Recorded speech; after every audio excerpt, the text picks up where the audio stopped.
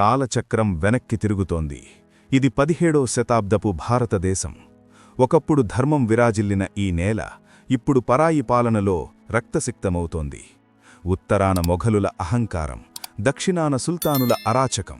ఢిల్లీ సింహాసనం నుండి వెలువడే ప్రతి ఆజ్ఞ భారతీయుల పాలిట మృత్యుపాసంలా మారుతోంది. దేవాలయాలు నేలమట్టం చేయబడుతున్నాయి. మన ఆడబిడ్డల ఆత్మగౌరవం బజారున పడుతోంది. ధర్మం అడ్రస్ లేక అలమటిస్తోంది. స్వరాజ్యమనే మాట ఒక కలలా కూడా మిగలని రోజులవి. కాని చీకటి ఎంత దట్టంగా ఉంటే వెలుగు అంత ప్రకాశవంతంగా వస్తుంది. సరిగ్గా అప్పుడే 1630 ఫిబ్రవరి 19న మహారాష్ట్రలోని పూణే చెంతన ఉన్న సహ్యాద్రి కొండల నడుమ శివనేరి కోట సాక్షిగా ఒక సింహం గర్జించింది. ఆమె జిజాబాయి కడుపున పుట్టిన రత్నం, పరాయి పాలన గుండెల్లో నిద్రపోయే యముడు. ఆయనే ఛత్రపతి శివాజీ మహారాజ్. కేవలం ఒక వ్యక్తి కాదు, ఆ సేతు హిమాచలం రగిలిన ఒక విప్లవం. ఈరోజు మనం చూడబోయేది ఒక రాజు కథ కాదు, ఒక జాతి ఆత్మగౌరవ గాథ. మొక్కై వంగనిది మానై వంగుతుందా? శివాజీ మహారాజ్ హృదయంలో స్వరాజ్య బీజం ఆయన తల్లి ఒడిలోనే. ఆ తల్లి సాధారణ మహిళ కాదు, ఆమె వీరనారి జిజాబాయి. తండ్రి షాజీ భోన్స్లే గారు యుద్ధక్షేత్రాల్లో బిజీగా ఉన్నా శివాజీకి ఏ లోటూ రానివ్వలేదు. కోటగోడల మధ్య ఆడుకునే వయస్సులో ఆమె శివాజీకి చందమామ కథలు చెప్పలేదు. పరాయి పాలకుల చెరలో చిక్కుకున్న భరతమాట ఆర్తనాదాలను వినిపించింది. ఆ మాటలు శివాజీ రక్తంలో ఉరకలు వేశాయి. ఒకవైపు పురాణాల్లోని నీతిని, యుద్ధతంత్రాన్ని నేర్చుకుంటూనే మరోవైపు వాస్తవ పరిస్థితులపై కన్నేశారు. కోట కింద ఉన్న సామాన్య రైతులు కొండల్లో తిరిగే మావళలతో స్నేహం చేశారు. వాళ్లే ఆయన ప్రాణ స్నేహితులు. భవిష్యత్తులో ఆయన నిర్మించబోయే సామ్రాజ్యానికి అజేయమైన సైనికులు. కత్తి పట్టడం ఎవరైనా నేర్చుకుంటారు, కానీ ఆ కత్తిని ఎవరికోసం పట్టాలో నేర్పింది మాత్రం జిజామాతే. కేవలం 12 వయస్సుకే శివాజీ యుద్ధ విద్యల్లో ఆరితేరారు. అశ్వారోహణం, గిరిల్లా యుద్ధతంత్రాలు, పరిపాలన, ఇలా అన్నింటా శిక్షణ పొంది ఒక మండుతున్న అగ్నిపర్వతంలా తయారయ్యారు. 1645 చరిత్ర గమనాన్ని మార్చబోతున్న ఒక పవిత్ర దినం. సహ్యాద్రి కొండల గుండెల్లో ఉన్న రాయరేశ్వర ఆలయం ఒక అపూర్వ సాహసానికి సాక్షిగా నిలిచింది. కేవలం 15 వయసున్న ఒక బాలుడు తన వెంట కొద్దిమంది మిత్రులను తీసుకుని ఆ పరమేశ్వరుని సన్నిధికి చేరుకున్నాడు. వాళ్ల దగ్గర పెద్ద సైన్యం లేదు, కోట్లాది ధనం లేదు. ఉన్నదల్లా ప్రాణాలైనా ఇచ్చే తెగింపు, గుండె నిండా స్వరాజ్యకాంక్ష. శివాజీ మహారాజ్ తన కత్తిని తీసి తన వేలిని కోసుకున్నారు. బొట్టుబొట్టుగా కారుతున్న తన రక్తాన్ని ఆ శివలింగానికి అర్పించి సాక్షాత్తూ ఆ మహాదేవుని సాక్షిగా ఒక భీకరమైన ప్రతిజ్ఞ చేశారు. ఆ ఆలయం హరహర మహాదేవ్ అనే గర్జనతో మారుమోగిపోయింది. ఆ రక్తం సాక్షిగా మొదలైందే మరాఠా సామ్రాజ్యం మహాప్రస్థానం. ఈ ప్రతిజ్ఞ జరిగిన కొద్ది రోజులకే శివాజీ తన వ్యూహాలతో మొట్టమొదటి కోట, తోరణకోటపై విజయం సాధించారు. స్వరాజ్య జెండా రెపరెపలాడటం మొదలైంది. స్వరాజ్య జ్వాలలు దావాగ్నిలా వ్యాపిస్తుండడం చూసి బిజాపూర్ సుల్తానేట్ గజగజమాడింది. శివాజీని సజీవంగానో లేక నిర్జీవంగానో పట్టుకొస్తానని ప్రతినభూని 7 అడుగుల భారీకాయుడు క్రూరసేనాని అఫ్జల్ ఖాన్ బయలుదేరాడు. మార్గమధ్యలో దేవాలయాలను కూలుస్తూ అపారమైన సైన్యంతో ప్రతాప్గఢ్ కోట దగ్గరకు చేరుకున్నాడు. శివాజీని యుద్ధంలో గెలవలేమని ఖానుకు తెలుసు. అందుకే సంధి పేరుతో కుట్రపన్నాడు. 1659 నవంబర్ 10 ప్రతాప్గఢ్ కోట కింద ఉన్న ఒక డేరాలో ఇద్దరూ కలుసుకున్నారు. శివాజీకి తెలుసు, ఇది సంధి కాదు, చావుతో ఆట అని. ఖాన్ తన భారీ బాహువులతో శివాజీని హత్తుకున్నాడు. అమాంతం శివాజీ మెడను తన చెంకలో అదిమి దాచి ఉంచిన కత్తితో శివాజీ వీపుపై పొడిచాడు. కాని ఖాన్కు తెలియదు, శివాజీ అంతకంటే ముందే సిద్ధమై వచ్చారని. లోపల ఇనుప కవచం ఉండటంతో శివాజీకి ఏమీ కాలేదు. క్షణమాత్రంలో శివాజీ తన ఎడమచేతికి ఉన్న పులిగోర్లను బయటకు తీసి అఫ్జల్ ఖాన్ పొట్టలోకి దించి ఒక్కలాగులాగారు. అఫ్జల్ ఖాన్ పేగులు బయటకు వచ్చాయి. ఆ క్రూరుడి అహంకారం నేలమట్టమైంది. శివాజీ కేవలం కత్తితోనే కాదు, తన బుద్ధిబలంతో మృత్యువునే ఓడించి స్వరాజ్యాన్ని కాపాడారు.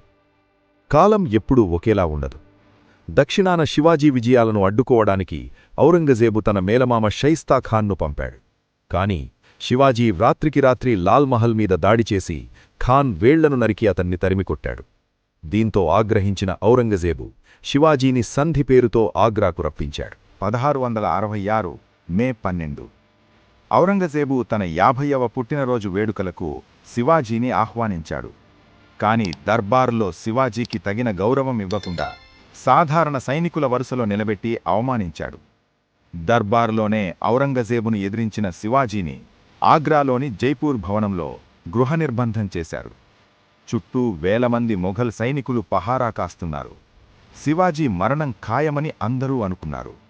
కాని అక్కడే శివాజీ తన అద్భుతమైన తెలివితేటలను ప్రదర్శించారు. అనారోగ్యం నెపంతో సాధువులకు పేదలకు పండ్లు మిఠాయిలు పంపిస్తానని పర్మిషన్ తీసుకున్నారు.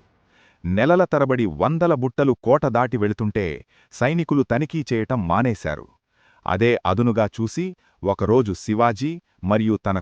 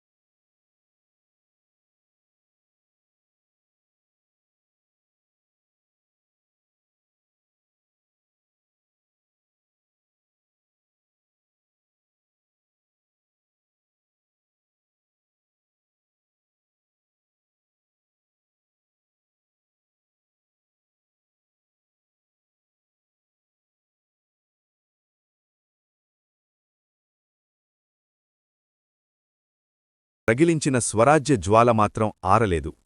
శివాజీ మహారాజ్ తరువాత శంభాజీ మహారాజ్, రాజారాం మహారాజ్ మరియు తారాబాయిలు అదే ధైర్యంతో మొఘలులను ఎదురించారు.